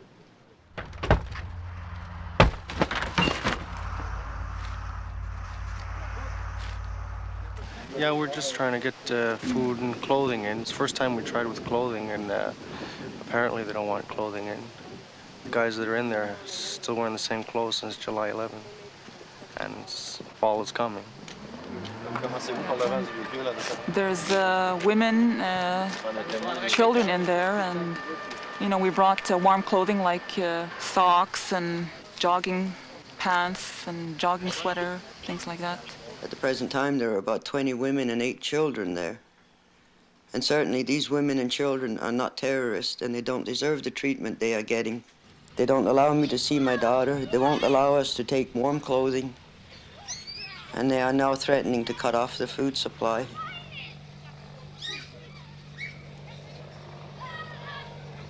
Mais des vêtements pour l'hiver, vous leur en avez pas fourni. Tant que je suis concerné, il n'y a pas encore de neige, on n'est pas encore à l'hiver. Il fait froid? Il y a des maisons, il y a chauffage à l'électricité. En tant que je suis concerné, il n'y a pas de warrior qui couche à l'extérieur. Alors, ils ont été forcés d'aller chercher ce que vous avez pas Non, vu, là, vous me faites dire des choses que je n'ai pas dit. Ils ont tout simplement vandalisé des maisons et puis je vous dis qu'on les a vus sortir avec des vêtements et des cannes de conserve.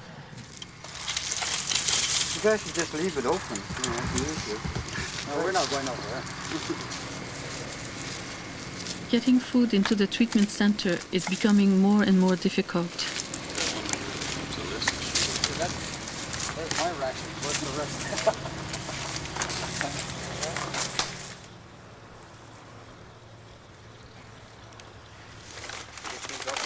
Look, the bags have been poked at. Look, they've been stabbed. Each one of the bags, the flour, the bayonet, cereal, anything that has that kind of bag has been bayonet. How do we know they didn't put nothing in it?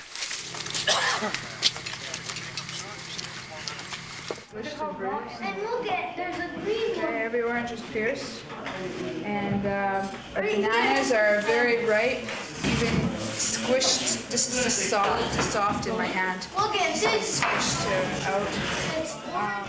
This oil is empty, basically. It has been pierced by something and leaked out all over, created a mess. Bacon, they're gonna cholesterol it to death.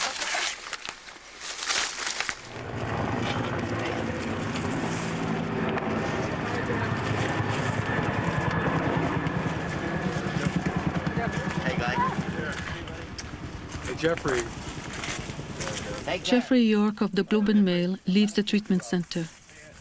There's only 2 reporters left for mainstream newspapers. There's no CBC reporters left. There's no broadcast reporters at all. Well, I think the thing that's the most unbelievable is that in a country like Canada, we're allowing the Army to tell us what can be published in our newspapers and what can be put on our nightly news. At a press conference, Terry Doug Stater describes the negotiators' final proposal for disengagement. Do you sense there might be a risk involved here because you're willing to lay down your gun before they... The government has just announced that the Army will be replaced by the SQ. The greatest risk right now is that should the Army pull out, SQ will move in and not be interested in seeking peace and having peace. They'd be more interested in seeing these men dead. Back in TC, behind the razor wire, the Army uses high-pressure water hoses against the warriors.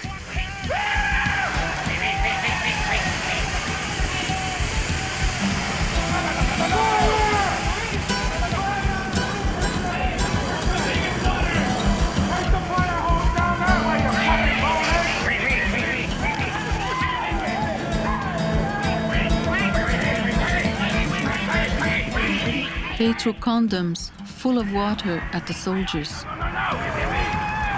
Where's your wife tonight?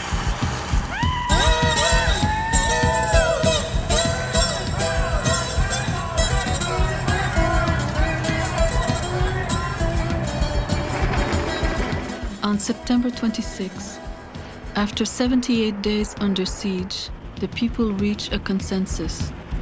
They will walk out of TC. For the moment, we have to endure persecution. We have to endure our people being mistreated in the courts, in the jails, being beaten, being bayoneted, for now. But in the long course of history, the face of Canada will be politically, socially, economically, and spiritually changed back in favor of our people. And who knows how our great-grandchildren are going to rewrite that.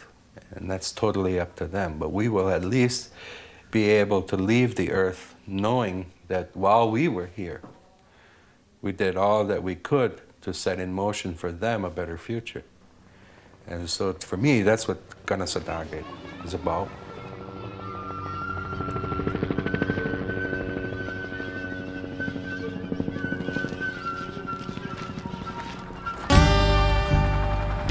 Once the anger goes, it seems like the only thing that's left is the sadness and just being tired. So I think I would like to just get away and not remember, not think about it for a while, just rest and kind of heal. I'm with good people. Through all this time, the people took strength from ancient spiritual ceremonies. Now they prepare themselves to face whatever awaits them outside. Having these ceremonies, you know. I realized who I am, I didn't come here to kill people, you know. I just came here to protect the land.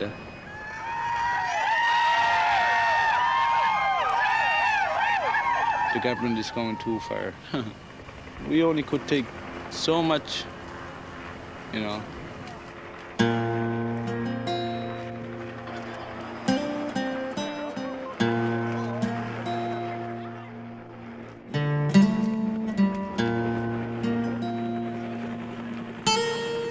There were never more than 30 warriors here in TC, and one spiritual leader, one traditional chief, 19 women, and 7 children.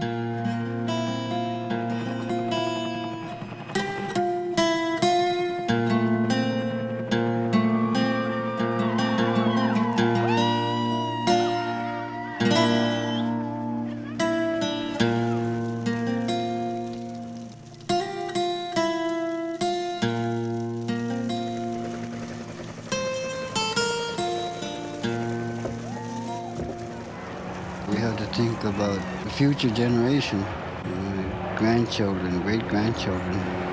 Constantly talk to them about our ancestors, you know, how hard they fought for this land. They sacrificed their lives. There's a long trail of broken promises.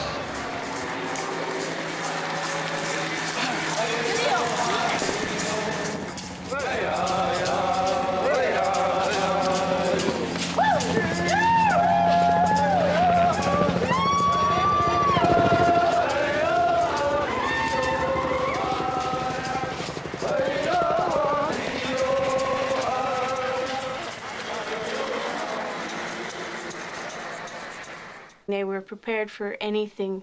If the people from TC came out, they weren't surrendering. They didn't have their hands held above their heads. They were going home. But the spirit was there. We never surrendered. It was an exit.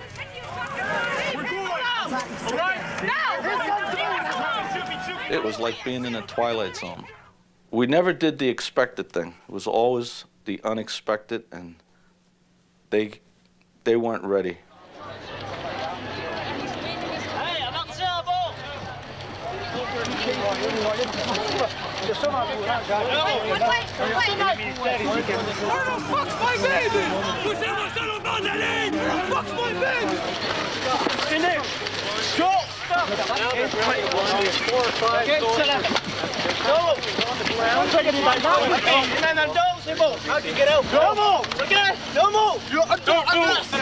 Okay, les journalistes, back off a bit. Back off. Back off. Back off, please. Back off.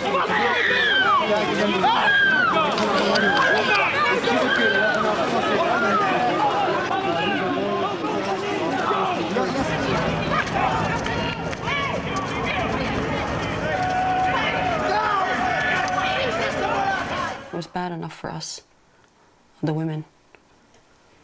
I mean, the men knew they were going to be beat up on.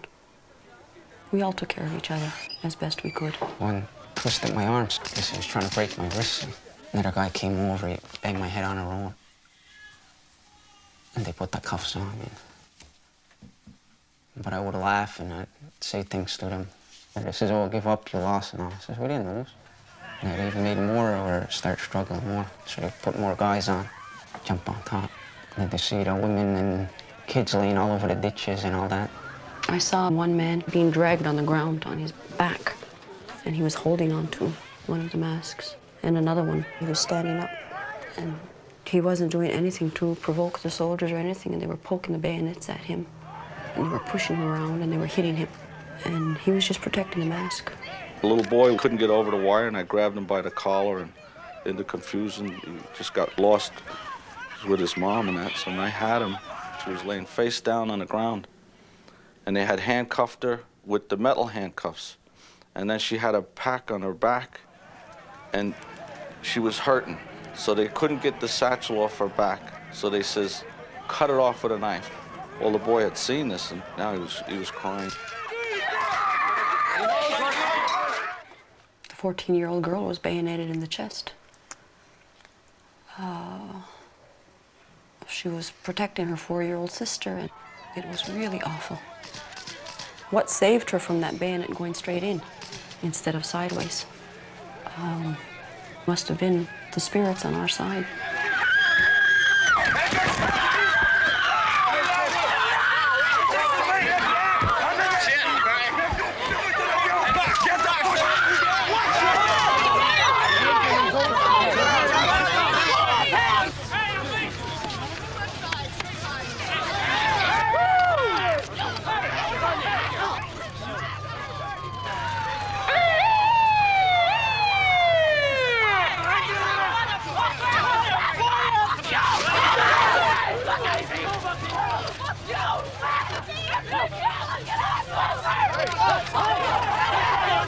Some people reach the village in Oka, but Noriega is arrested by the SQ.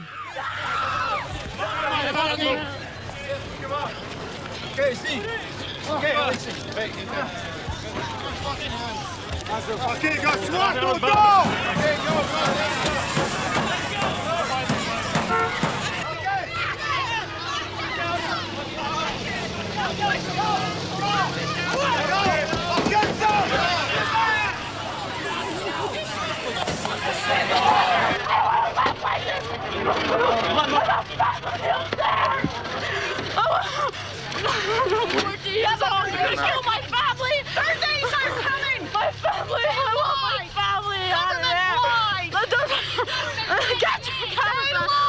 They lied to us! When is it gonna end? When are we gonna have our fucking rights? When are we gonna be treated like humans? Look at that! When is it gonna end? When Barassa has all our headstones lined up? That's not when it's gonna end. Their circle's not finished.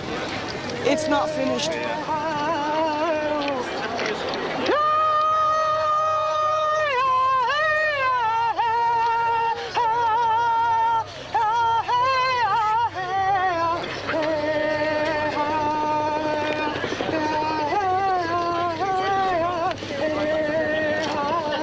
They got us leaning against the bus, and they started putting the plastic handcuffs on, and then we got inside, and somebody had a fingernail clipper. And as they came in, we were snipping them off. So we had a whole bunch of these plastic bands, and finally, then I threw them out the window. And a little while later, all of a sudden, the MP passed by, he sees them on the ground. I don't know if he knew where it came from, but everybody had no handcuffs except the ones that had the metal handcuffs. Then we start rocking the bus like crazy. We sang some traditional songs, and just to comfort everybody. And we just knew we had to stay strong and not to be afraid. The MP says, if anyone makes a move, shoot him. Just shoot him. Now, if he'd have known nobody had handcuffs on, we could have jumped him, but it was over. It was finished. When they found out that we were family people, they thought we were going to have records as long as our arm. There was families, husbands, wives, children. Who's going to leave their family behind? How it's going to be written in history, if I was a soldier, I'd be ashamed to say I was an Oka or Kanehsatake. Saint-Jérôme. The people are brought to the courthouse for arraignment. We were here first, and we sure the hell ain't gonna leave. Be a day in hell, this is just the beginning. It's not the end. We got children. I hope you guys put your children through this stuff you put us through.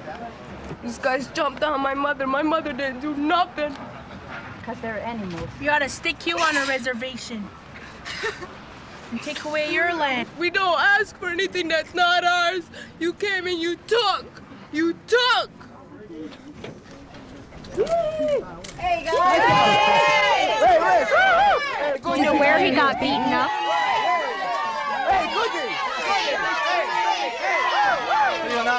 Did we save any children? If we did, it was worth it. Here. Stay strong! You take one arrow and break it, but when you get a whole bunch, you can't break it. And that's the people sticking together.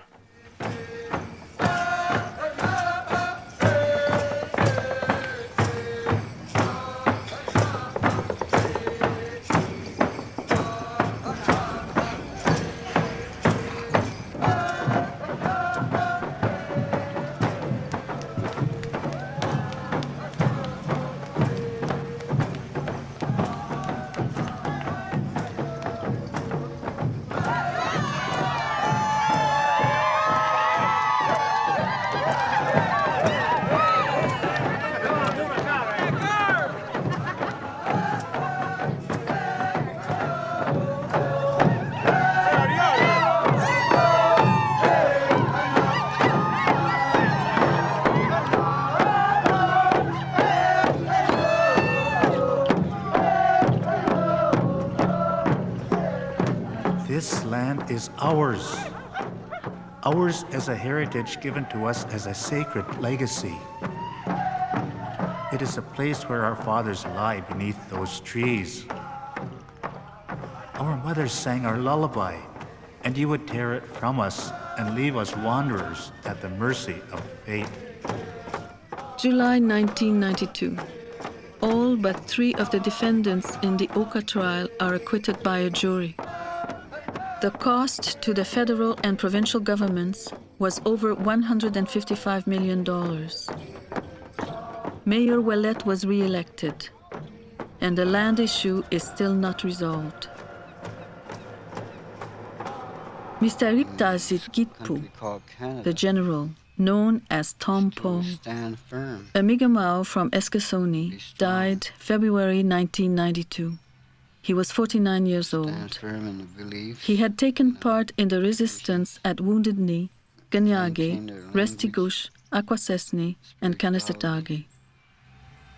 Go back to the learning spiritual ways. And that way everybody will be strong.